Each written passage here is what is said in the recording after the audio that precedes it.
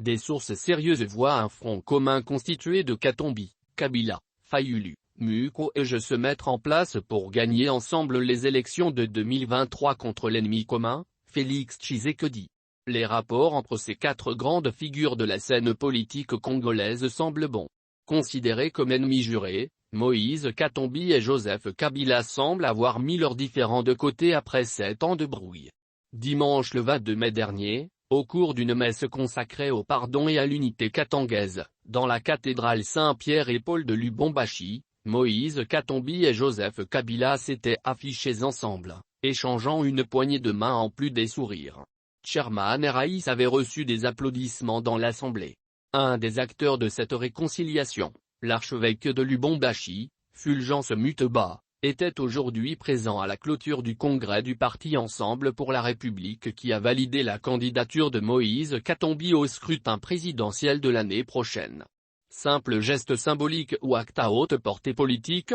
La poignée de main échangée entre Moïse Katumbi et Joseph Kabila, le 22 mai dernier à Lubumbashi n'a cessé de susciter les réactions et d'interroger sur ses finalités.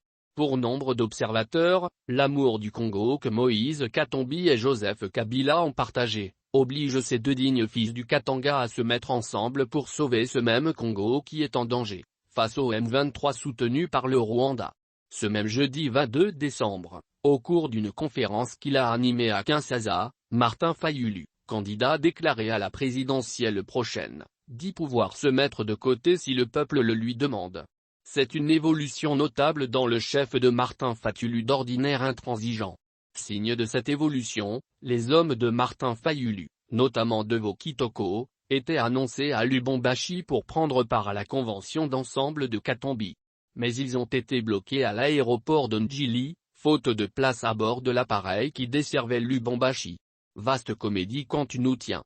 L'Essidé a finalement été représenté par son point focal dans le Katanga. Martin Fayulu entretient également de bons rapports avec Dr Denis Mukwege. En séjour à Kinshasa au mois d'août dernier, le prix Nobel de la paix 2018 s'était entretenu avec Martin Fayulu. Durant 4 heures, ils avaient échangé sur la guerre dans l'Est, les prochaines élections, le dossier MONUSCO et le social de la population congolaise. Le célèbre médecin de Panzi, s'exprimant le mardi 20 décembre à Bukavu devant les étudiants de l'Institut supérieur et pédagogique, ISBA-Bukavu, a appelé à une gouvernance à la hauteur des enjeux mondiaux. Le temps est venu de nous organiser pour nous doter d'une gouvernance à la hauteur de ces enjeux mondiaux et prendre notre destin en main, a déclaré Dr Denis Mukwege.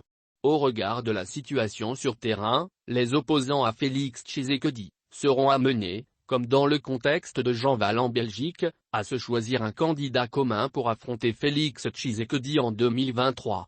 S'ils arrivent à cet exploit de se trouver un candidat commun, ce sera du roc contre du béton.